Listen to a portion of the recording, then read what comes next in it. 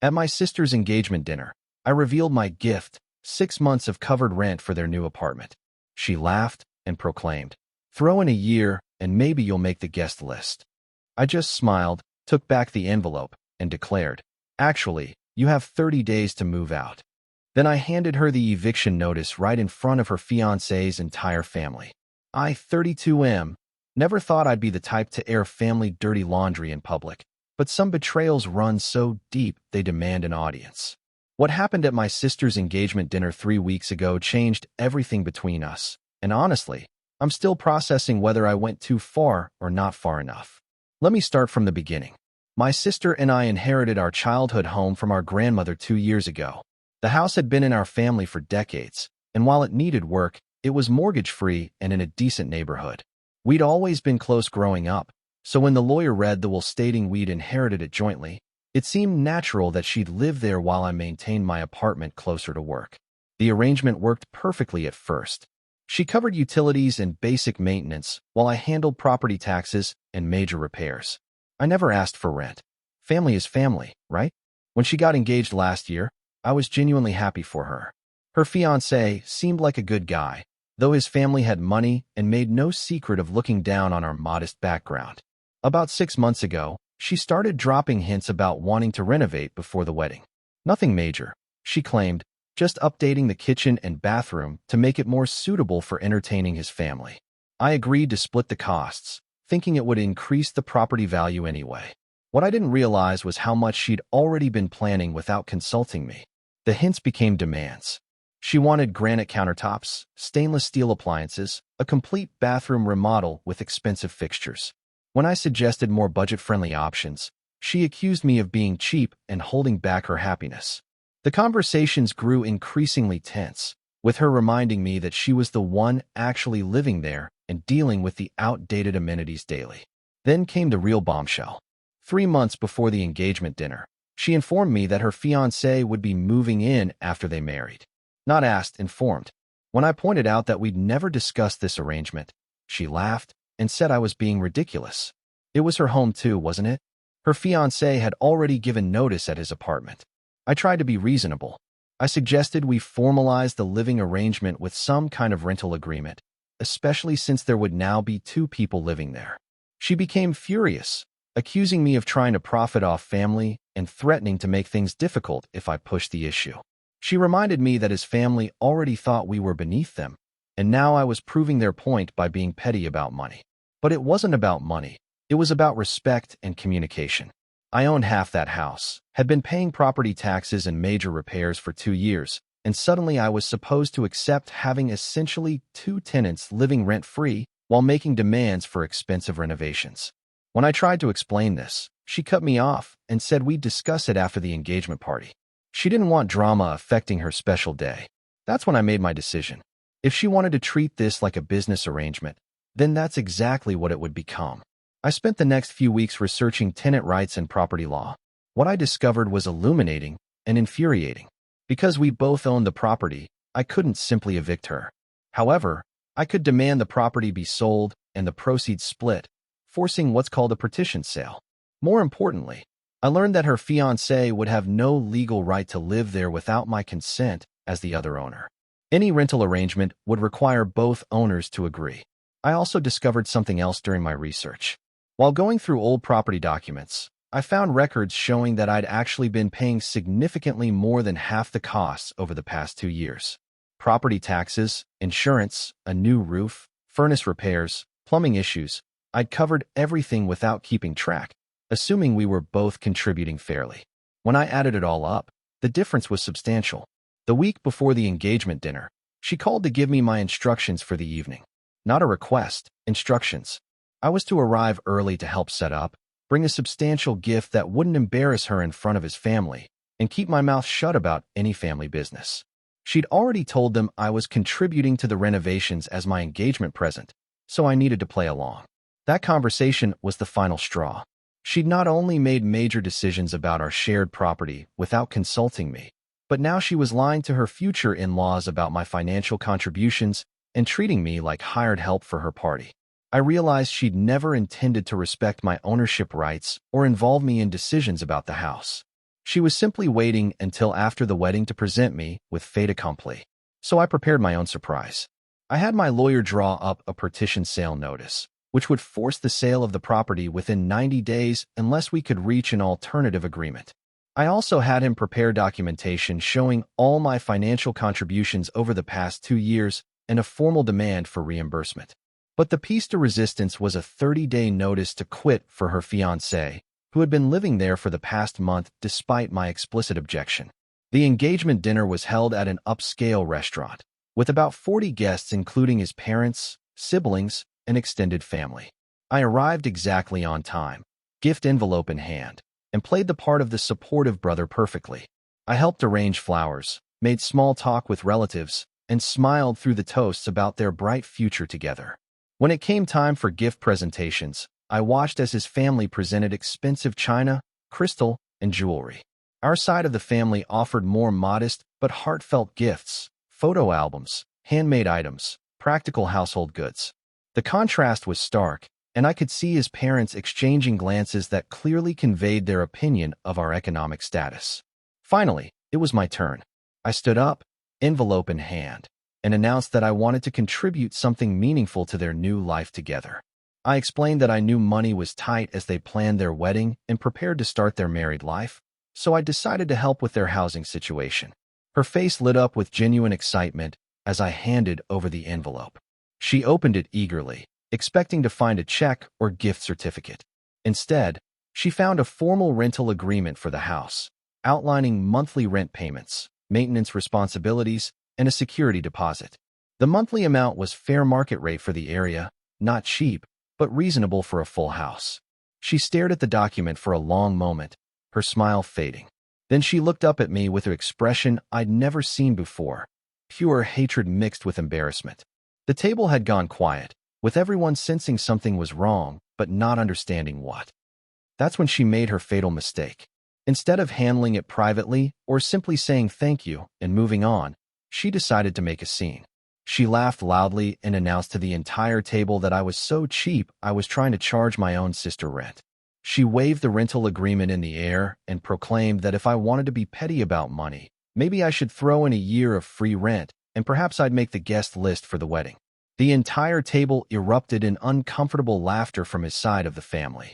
I could see his mother whispering something to his father, both of them shaking their heads in disgust. His brother made a comment about blood being thicker than water, but apparently not thicker than greed. The humiliation was complete and intentional. That's when I smiled, reached across the table, and gently took the envelope back from her hands. I stood up calmly and announced that she was absolutely right. I had been too generous. Since she felt the arrangement was so unreasonable, I decided to give her something much more appropriate. I reached into my jacket and pulled out a second envelope, this one containing the 30-day notice to quit for her fiancé and the partition sale documentation. I handed it to her with the same ceremonial flourish she'd used to mock my gift, and announced that since she found my generosity so amusing, she now had 30 days to decide whether she wanted to buy out my half of the house or put it on the market. The silence that followed was deafening. She opened the envelope with shaking hands, her face going pale as she read the legal documents. Her fiancé leaned over to look, his expression shifting from confusion to anger as he realized what he was seeing. His father demanded to know what was happening, and I calmly explained that I owned half the house they'd been living in rent-free, that I'd been covering all major expenses for 2 years, and that I'd simply decided it was time to formalize our arrangement. Since they felt my offer of a rental agreement was unreasonable, I was exercising my legal right to force a sale of the property. The reaction was immediate and explosive. His mother accused me of trying to sabotage their engagement out of jealousy. His father called me petty and vindictive. Several family members began talking at once, creating a cacophony of angry voices and accusations. But it was my sister's reaction that surprised me most. Instead of anger or tears, she just sat there staring at the documents, her face completely blank. When the initial uproar died down, she looked up at me with an expression I couldn't read and simply asked if I was serious about the 30-day timeline. I confirmed that I was completely serious and explained that the timeline was actually generous. I could have demanded immediate vacation since her fiancé had been living there without my permission. I added that if they wanted to work out a rental arrangement, we could discuss it, but it would be at fair market rates with a proper lease agreement and security deposit. His family was outraged, demanding to know how I could treat family this way.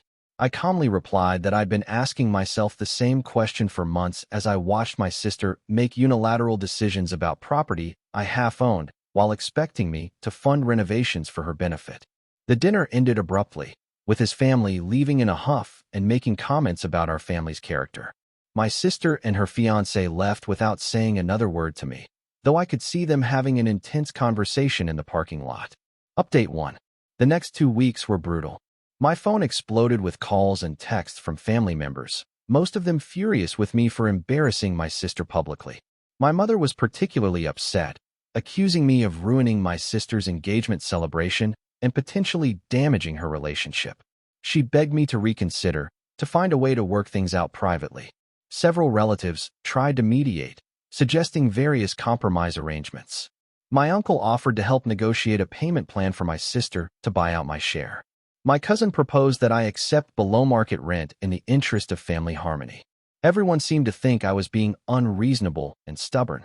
But what really bothered me was that none of these well-meaning relatives addressed the core issue. My sister had spent months making decisions about our shared property without consulting me, had lied to her fiancé's family about my contributions, and had publicly humiliated me when I tried to establish reasonable boundaries. The focus was entirely on my reaction, not on the behavior that prompted it. My sister herself remained silent for those 2 weeks. No calls, no texts, no attempts at communication.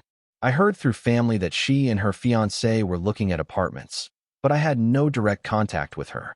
Part of me hoped she would reach out to apologize and try to work things out, but as each day passed without word, it became clear that wasn't going to happen. Then, exactly 2 weeks after the dinner, I received a text message that changed everything. It was brief and to the point. She would be out by the deadline, but I should know that I destroyed our relationship forever, and she would never forgive me for humiliating her in front of her fiancé's family. She added that our mother was heartbroken and that I'd damaged relationships with extended family that might never recover. The text hit me harder than I expected. Despite everything that had happened, despite my anger and sense of betrayal, I hadn't really wanted to destroy our relationship. I'd wanted acknowledgement, respect, and fair treatment, not permanent estrangement. But her message made it clear that she saw no fault in her own behavior and blamed me entirely for the situation. Update 2. 3 days before the deadline, my sister and her fiancé moved out. They took everything that belonged to them and left the house in good condition, though notably, they took several items that had belonged to our grandmother, things that should have been discussed between us as joint inheritors. I decided not to make an issue of it, considering everything else that had happened. What surprised me was discovering the extent of changes they'd made to the house without consulting me. Beyond the kitchen and bathroom discussions we'd had, they'd also repainted several rooms, installed new light fixtures, and even had plans drawn up for a deck addition that would have required my financial contribution. I found the contractor estimates in a drawer, tens of thousands of dollars in proposed improvements that she'd apparently been planning to present as necessary upgrades. The house felt strange and empty after they left. I walked through the rooms, remembering childhood holidays and family gatherings, wondering if I'd made the right choice. The practical part of me knew I'd protected my financial interests and stood up for myself. But the emotional part struggled with the cost, not just the relationship with my sister, but the ripple effects throughout our family. I decided to rent the house rather than sell it immediately. The income would help offset my own housing costs, and keeping it gave me time to decide whether I really wanted to let go of our family home permanently. I found good tenants within a month, a young couple who appreciated the character of an older home and were excited about eventually buying it if I decided to sell. The rental income was substantial enough that I realized I could have been earning this money for the past 2 years instead of subsidizing my sister's living situation. That realization brought both satisfaction and sadness. Satisfaction that I'd been right about the financial unfairness, but sadness that it had come to this. Update 3. It's been 6 months now since the engagement dinner, and the fallout has been exactly what I expected and worse than I hoped. My sister did get married, but I wasn't invited. I heard through family that it was a beautiful ceremony, though smaller than originally planned due to some financial constraints. Apparently, losing free housing had impacted their wedding budget more than expected. My mother still barely speaks to me, though she started to acknowledge that my sister could have handled things differently. Several other family members have gradually resumed normal relationships, especially after learning more details about the financial arrangements and the extent of decisions made without my input. My uncle, who initially condemned my actions, actually apologized after doing some research into property law and realizing how precarious my legal position could have become. The most unexpected development came 3 months ago when my sister's fiancé, now husband, reached out to me directly. He asked if we could meet for coffee, saying he wanted to understand my perspective on what had happened. I was hesitant, but curiosity won out. Our conversation was eye-opening. He admitted that he'd been uncomfortable with the living arrangement from the beginning, but my sister had assured him it was temporary and that I was happy with the situation. He'd had no idea about the extent of my financial contributions or that major decisions were being made without my input. He'd assumed we'd worked out all the details privately and that my gift at the dinner was just poorly timed rather than a response to ongoing issues. He also revealed something that shocked me. His parents had actually been pressuring them to distance themselves from my side of the family because they felt we were trying to take advantage of their family's wealth. My sister's reaction at the dinner had seemed to confirm their suspicions that we were greedy and manipulative. Learning the truth about the property ownership and my financial contributions had forced him to reevaluate not just the situation, but his wife's honesty about it. He didn't apologize exactly, but he acknowledged that he understood my position better now. He also mentioned that the financial stress of finding new housing so quickly had caused significant tension in their early marriage, though he was careful not to blame me directly. We parted on civil terms, though I doubt we'll ever be close. As for my sister, we still have no direct contact. I've heard she's doing well in her new apartment, and that she and her husband have adjusted to their changed financial situation. Part of me hopes that someday we'll be able to rebuild some kind of relationship, but I'm not optimistic. The hurt and pride on both sides run too deep. Looking back, I still believe I made the right choice, though I sometimes wonder if there was a better way to handle it. Could I have been more diplomatic? Should I have tried harder to work things out privately before taking such drastic action? Maybe. But I also know that months of attempts at communication had been dismissed or ignored, and that my sister was prepared to continue making unilateral decisions about our shared property indefinitely. The house is doing well as a rental property, and I've been able to pay down my own mortgage significantly with the additional income. I've also started dating someone who understands the whole situation and doesn't think I was wrong to stand up for myself, which has been validating after months of family criticism. Sometimes I drive by the old house and see my tenants working in the garden or hosting friends for dinner, and I feel a complex mix of emotions. Sadness for what was lost, satisfaction that the house is being appreciated and cared for, and a strange sense of closure. The house that once represented family unity and shared heritage now represents my independence and self-respect. I've learned that sometimes protecting yourself requires choices that others will never understand or forgive. I've learned that family relationships can be more fragile than we assume, and that financial entanglements can poison even the strongest bonds. Most importantly, I've learned that sometimes the cost of standing up for yourself is losing people you love, but the cost of not standing up for yourself can be losing yourself. The hardest part isn't the money or the property or even the damaged relationships. It's the realization that my sister and I apparently had very different ideas about fairness, respect, and family loyalty. I thought family meant looking out for each other and making decisions together. She seemed to think family meant unconditional support regardless of behavior. Maybe we were both right, or maybe we were both wrong. Either way, we couldn't bridge that gap. Would I do it again? Honestly, I'm not sure.